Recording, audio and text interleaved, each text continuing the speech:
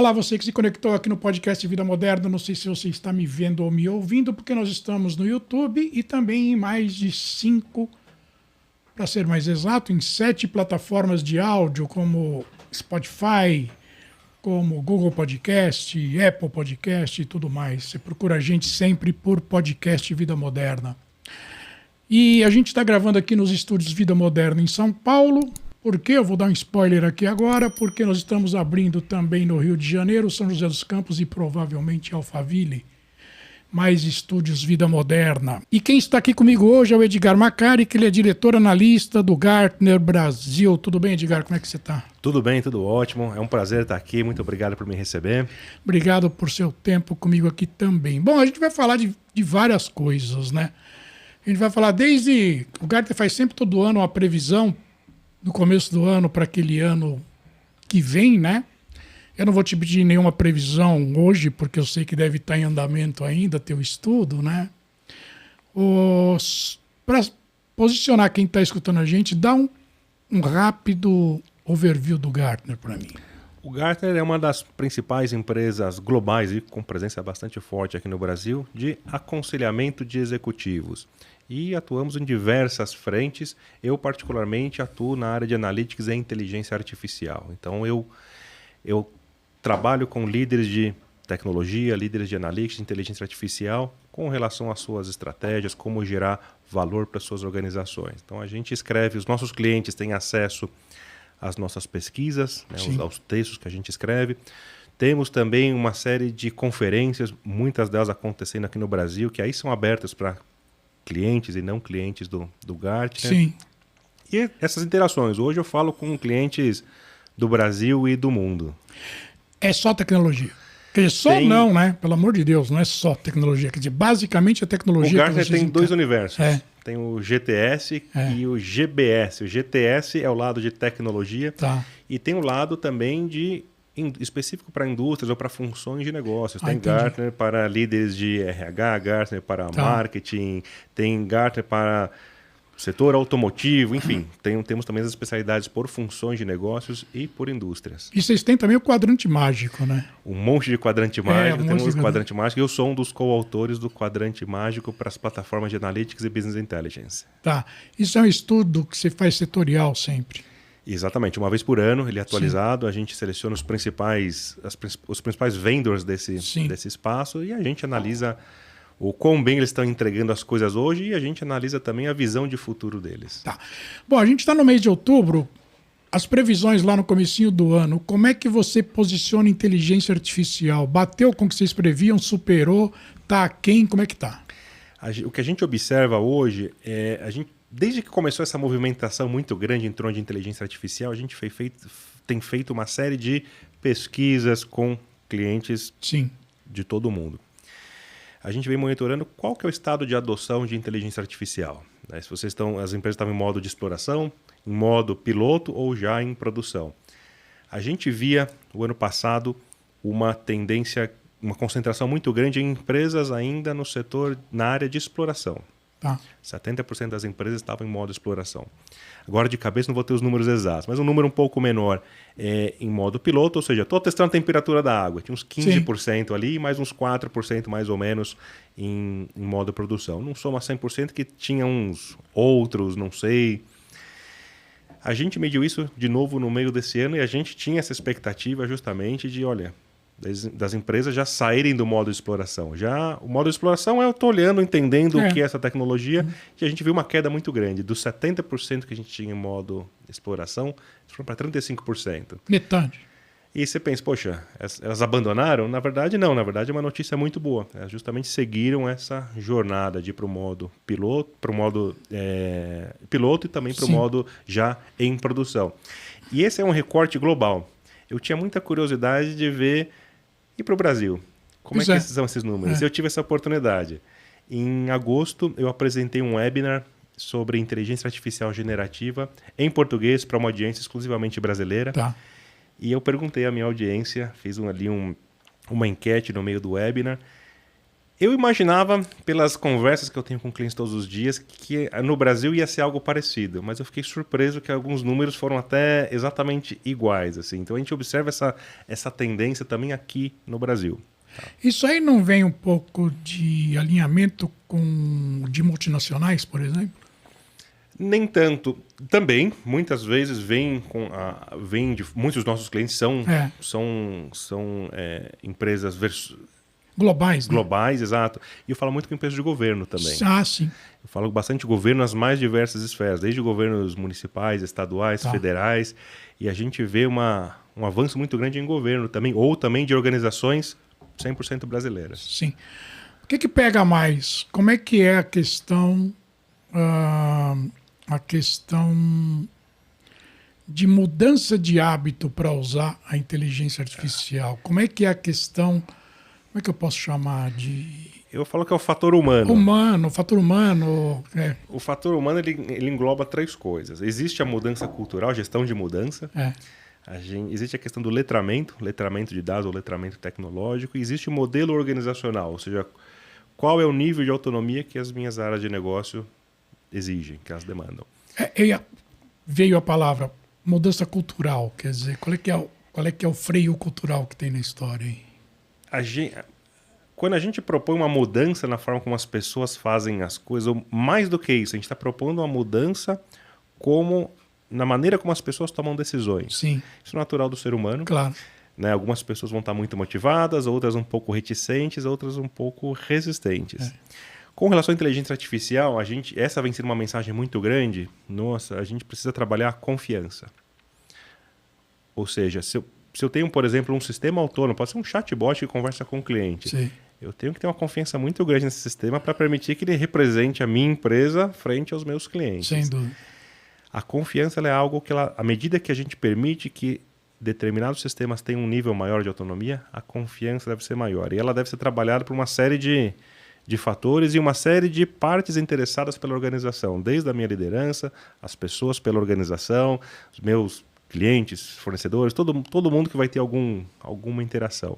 Se a gente olhar a mesma aplicação de inteligência artificial funcionando em 2 empresas muito semelhantes, se o nível de confiança for trabalhado de maneira diferente, ou se elas tiverem estágios diferentes dessa confiança, o valor que elas vão extrair vai ser dramaticamente diferente. Impressionante, né? Quem que demanda dentro de uma corporação hoje, uma empresa grande? Quem que demanda a entrada de inteligência artificial? É tecnologia, não é tecnologia, é negócio? Quem que é? Essa é uma excelente pergunta. Numa também dessas muitas pesquisas que a gente tem do Gartner, a gente notou que, eu tenho até o número de cabeça, que 64% das empresas, a inteligência artificial está sendo adotada ou encabeçada por múltiplas funções de negócios, 2 ou mais. Funções de negócio, estou falando finanças, marketing, vendas, operações. RH também? Também. E é interessante que agora um projeto de inteligência artificial não é um projeto de tecnologia. Ele é um projeto que sim envolve tecnologia, mas ele é um projeto de marketing, é um projeto de vendas, é um projeto de negócio. Né? E a gente vê que o uso nessas funções de negócio, a gente vê uma predominância de casos de uso ligados ao atendimento ao cliente, ligados à otimização de custo e da melhoria da experiência dos clientes. E tem muitos caminhos que a inteligência artificial, na verdade, ela não é fim, ela é meio, né? Ela é um meio. Ela é um meio. Quer dizer, assim como tecnologia, no começo não era meio, virou meio. Inteligência artificial, numa velocidade impressionante, começou com uma coisa meio borda e virou meio rapidamente, né? Exatamente. Aí vem a questão do alinhamento estratégico. Pois é. Né? Inclusive, recentemente também falando com um cliente, ele me questionou, poxa, antes me falavam que eu tinha que ter uma estratégia de negócios digitais, depois que eu tinha que ter uma estratégia de dados, agora eu tenho que ter uma estratégia de inteligência artificial. Quantas estratégias eu tenho que ter? Bom, na verdade, você precisa só de uma. Uma estratégia de negócio. Qual é a estratégia da organização? O que é que nós, enquanto organização, estamos nos propondo a fazer? E tudo, a estratégia de dados, uma estratégia de inteligência artificial, sai daí. Né? Eu tenho até um slide também que eu sempre mostro nas minhas apresentações, que de um lado a gente tem um dashboard, né? Todo mundo quer um dashboard para chamar de seu, quero ter acesso aos dados. Agora, todo mundo quer uma aplicação de inteligência artificial. Mas, na verdade, o que as pessoas precisam? Eu quero diminuir a perda de clientes, eu quero aumentar as minhas receitas, eu quero aumentar a margem, enfim, ou seja, elas querem respostas a perguntas de negócio. Todo o resto é meio para chegar nessas respostas. E uma coisa que me deixa muito curioso é o seguinte. O financeiro da empresa, o CFO, ele jamais sonha o que vem pela frente, né? Aí, de repente, surge lá na planilha dele um negócio chamado inteligência artificial, vai gastar milhões de dólares ali, ele tem que levar isso para o board. Como é que fica essa relação? Eu lido muito com essa questão de como que a gente mostra o valor dessas iniciativas. Pois é. Como que a gente sai de uma conversa de custo para uma conversa de valor. Exatamente. E vem justamente do alinhamento estratégico, ou seja, a gente ter muito claro, primeiramente, o planejamento estratégico da organização. Olha, a gente tem um planejamento aqui de aumentar a market share em 15% até o final do ano, ou de melhorar a satisfação dos clientes, enfim, o que é que nós estamos tentando fazer enquanto organização. A ideia é a gente mostrar como que a gente conecta esses pontos, como que eu conecto, olha, a gente tem um problema que está ligado a determinado objetivo estratégico, sempre mostrar o custo, não fazer nada é sempre uma opção. Qual que é o custo de não fazer nada? Exatamente. E como que essa solução pode aportar valor, né? A gente precisa conectar esses pontos, né? Do o que aconteceu, por que está acontecendo e o que vai acontecer. E como é que você mede isso?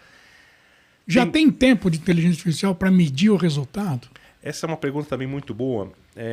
Tem muitas formas de a gente medir inteligência artificial, data analytics, a gente tem métricas de engajamento, mas assim, no fim do dia, principal métrica vai ser o impacto em objetivos estratégicos da organização.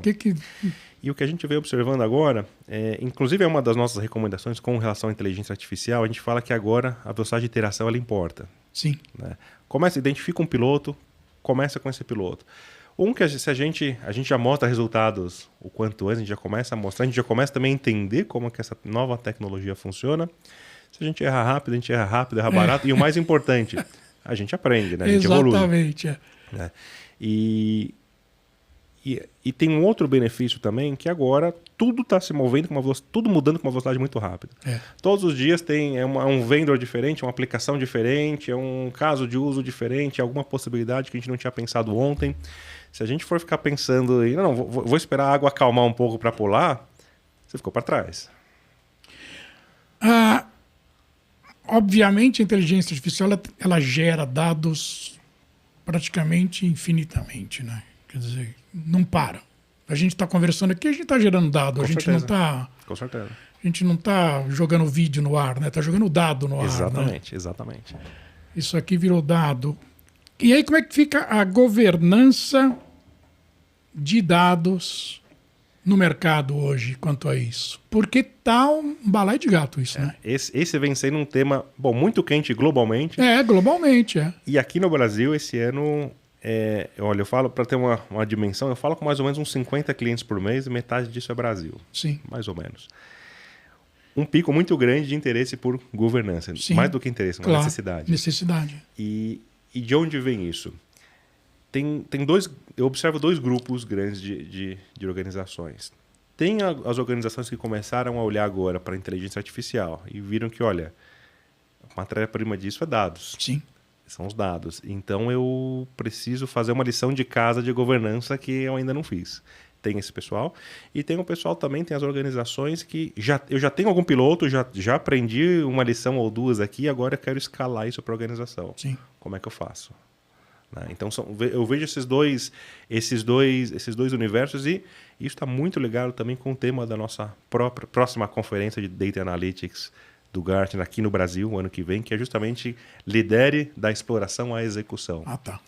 Que é justamente como que a gente sai desse modo de exploração para a execução e muitas vezes a gente vai ter que equilibrar esses dois pratos juntos. Sim.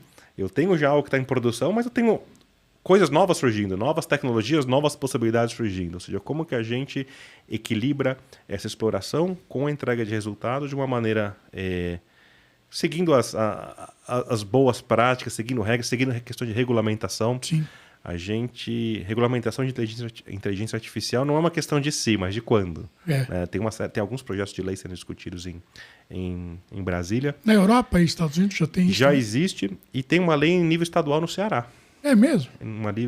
Existe uma legislação em nível estadual no Ceará que diz que toda inteligência artificial tem que ter supervisão humana. Não sou especialista em... Sim, não, tudo bem. Mas já existe algo em nível estadual aqui. Tá? E em nível federal vai chegar em breve. É. E quando a gente fala de governança, tem um ponto que eu sempre gosto de comentar também. A governança, ela carrega um certo estigma, essa palavra. Né? A gente fala governança, as pessoas já pensam, putz, agora vão engessar tudo, agora eu não vou mais poder fazer o que eu quero. Bom, o primeiro ponto é que as pessoas não devem poder fazer simplesmente o que elas querem, elas devem fazer o que visa o melhor interesse da organização. É aí que vem o alinhamento estratégico. É, exatamente. E a gente precisa posicionar a governança de uma maneira que ela seja habilitadora e não restritiva. O que significa isso? A governança habilitadora é uma governança que entende as necessidades de negócio, entende as diferentes necessidades de autonomia, entende quem deve ter acesso a quê, quem pode fazer o quê. Se a gente tem uma governança que não entende isso, ela é uma governança restritiva. E, bom, a experiência nos mostra que sempre que a gente tem uma governança restritiva, soluções não oficiais vão surgir. Ah, sim. E aí a gente entra num cenário que, enfim, desconhecido, que a gente não controla risco. Vai surgir quase a gambiarra aí, né? Exatamente. Complicado mesmo, né? Agora, tem pessoal formado para tudo isso? Ou esse é um problema também? Também. Naquela pesquisa que eu comentei, que mostra o fator humano como os principais desafios, o que tem dentro de fator humano? Tem a questão da mudança cultural e uma delas é justamente falta de mão de obra. Tá. E isso não só com a inteligência artificial, mas para dados também. Qualquer nível? A gente vê organizações do Brasil e de fora do Brasil com dificuldades de contratação no volume que eles precisam. Hoje é muito comum, eu conheço pelo menos meia dúzia de molecões, que eu chamo, trabalhando do quarto para o Vale do Silício, para a Europa. Quer dizer, mudou tudo, né? Mudou tudo. Acho que a questão do trabalho remoto ela já foi já era muito presente em tecnologia, né? A pandemia... A pandemia desrompeu. É. Assim, para empresas que não conheciam esse modo de operar, isso ficou muito evidente, muito latente. E, bom, muitas empresas viram que no Brasil tem talentos e que é barato, né? E não precisa levar para lá, não precisa levar para lá. Então, tem sido uma oportunidade muito grande. Eu também conheço diversas pessoas né, que trabalham reportando para fora dessa maneira. Agora, tem uma coisa também, que a gente falou de governança, e os líderes de Data Analytics, por exemplo, como é que está esse mercado? É um mercado bastante desafiador e repleto de oportunidades. Né? O trabalho de um líder de Analytics, a gente consegue resumir ele numa palavra só. E lendo assim parece simples. Né? Essa palavra é decisão. Tudo que a gente faz com os dados, a gente coleta os dados, a gente trata esses dados, armazena os dados, analisa os dados, pluga alguma aplicação de inteligência artificial, tudo isso é para permitir que as pessoas pela organização tomem boas decisões ou melhores decisões. Né? Mas esse líder deve ser um cara raro, né? Quando eu falo um cara, é mulher também. Tá? Sim. E geralmente são pessoas que vêm de áreas mais técnicas, mas ele é um líder de dados e analytics, ele é alguém que tem que ter uma visão de negócios. Esse alinhamento estratégico com as iniciativas de dados e analytics é a pessoa responsável por operacionalizar tudo isso. A minha governança, o fator humano, a tecnologia, os dados, né, toda a arquitetura de dados, é alguém que precisa, que tem que ter essa visão de como operacionalizar isso e como influenciar. Acho que uma grande responsabilidade é influenciar. Poxa, eu descobri que a gente tem um insight aqui com relação a finanças, a marketing, como que a gente gera essa influência pela organização, como que a gente eleva esse discurso de dados para um nível executivo. Qual é que é a chance de um cara desse assumir como CEO de uma empresa? Olha, não tem uma boa resposta para isso. Eu sei que você não tem, acho que nem existe ainda. Mas eu digo qual a idade média? Peraí, qual a idade média de um cara desse hoje? Olha, não tem esse estudo, né? Não tenho. Mas pelo que você vê no mercado, assim, também não... O que a gente observa é uma grande rotatividade. A grande rotatividade? A gente tem o tempo médio ali no cargo de menos de 2 anos. É mesmo, é? Mas por quê? Porque ele vai uma outra empresa lá e pega o cara? Tem pessoas que não geraram resultados, tem de tudo. Sim, tem, claro. E, inclusive, claro. Né, uma das... É o funil, né, cara? Não tem jeito. Exato. Uma das nossas das nossas frentes de pesquisa, o que a gente chama de new to role, né? Alguém que é novo no cargo. Às vezes ele é novo no cargo, ele não é novo na área de dados analíticos. Sim, claro. Ele é novo nesse cargo. Né? Porque ele tem que ter uma visão muito ampla da coisa, né? Tem que ter uma visão muito ampla da coisa. Uma visão ampla de negócio e de como que eu operacionalizo isso, né? O que está embaixo desse iceberg. E sangue frio também, né? Com certeza. E agora a inteligência artificial vem sendo muitas vezes encabeçada por esses líderes também. E tendência de data analytics, não para o ano que vem, mas o mercado está indo para onde, você acha? A gente vê uma convergência muito grande do que a gente já vinha chamando de Augmented Analytics, e é uma convergência muito grande do mundo de Analytics com a inteligência artificial. Tá. A gente observou nesses últimos 10 anos, quando a gente vinha falando de Self-Service Analytics, muitas empresas pensaram que, olha, eu vou sair dando licença de plataformas de BI para todo mundo pela organização e esperar que alguma mágica aconteça. E se provou ser bastante problemático por uma série de motivos. Gerou silos, inconsistência entre os diferentes relatórios. Puxa, eu estou vendo aqui números diferentes, enfim. E uma dificuldade também de engajamento. Por mais fácil que seja você entrar hoje numa plataforma de BI, clicar e arrastar as coisas, nem todo mundo quer fazer isso. Né? Nem todo mundo está disposto a isso. Nem todo mundo tem uma... Né? Eu lembro quando há muitos anos, quando eu estava nesse mundo de análise de dados, eu ficava bastante chateado. Falei, poxa, eu fiz aqui meu dashboard lindo, maravilhoso. Por que as pessoas não estão usando, né? Porque o trabalho do gestor de finanças é gerir as finanças. O trabalho do vendedor é vender. Não é, o trabalho dele não é olhar meu dashboard. Né? Ele quer o insight. Exatamente. Então eu preciso entregar o insight que ele precisa, como ele precisa, no momento que ele precisa. E aí que a inteligência artificial tem um papel muito grande. De justamente ela abaixa as barreiras de entrada para essas plataformas. Eu não preciso mais nem clicar e arrastar para fazer as coisas. Agora eu simplesmente interajo em linguagem natural. Você faz o famoso prompt, né? Exatamente. E não tem... A pessoa mais indicada para responder uma pergunta é a pessoa fazendo a pergunta. Sim. Porque muitas vezes tem o telefone sem fio. Tem um VP tem uma pergunta com relação ao negócio da empresa, aí passa para um diretor, para um gerente, aí chega no analista de dados, aí faz o relatório, o dashboard, enfim, alguma coisa assim, e não era muito bem isso, né? Então, uma das tendências que a gente vê agora é justamente essa derrubada das barreiras de entrada para as pessoas lidarem com esses dados, acessarem os dados, fazerem perguntas a esses dados, gerarem conteúdos também. Poxa, eu posso hoje qualquer pessoa com, enfim, diversas dessas plataformas, posso entrar com alguma interface de linguagem natural. Gera aqui para mim um gráfico, um relatório com as minhas vendas divididas por segmentos de cliente e região nos últimos 4 trimestres. Isso é muito legal. Tem uma vantagem de engajamento, a gente aumenta o engajamento, a gente aumenta o potencial de valor dessas iniciativas, mas também bota muito valor, muita pressão nas iniciativas de governança. Eu vou ter mais gente interagindo com dados, gerando conteúdo, acessando conteúdo. É um problema bom de se ter, mas é uma questão que aparece. Então, muito se fala que inteligência artificial vai tirar emprego e tudo mais. Na minha opinião, o que mais afeta o emprego diretamente é a IoT e não a inteligência artificial, né? Porque a IoT está em todo lugar, né? Mas não é isso que eu quero falar com você. Tem eu não sei se é um mito, não sei se é uma verdade, não sei se é um chute, mas estão dizendo que a inteligência artificial vai impactar mais os empregos de alto nível do que os empregos de baixo nível. O que tem de verdade nisso? O que tem de mito? Ela tem o potencial de afetar, acho que todos os níveis. Mundo, todos né? os níveis. É o que acontece com muitas inovações tecnológicas. Tem empregos tem funções que vão simplesmente sumir. Tem muitas funções que vão ser completamente desrompidas. Sim. Aí que vem a história do um profissional que não sabe mexer com inteligência artificial vai ser substituído por um que sabe inteligência artificial. Até aí fica 0 a 0. E vão surgir novos modelos de negócio. Vão surgir modelos de negócios que a gente não imagina hoje.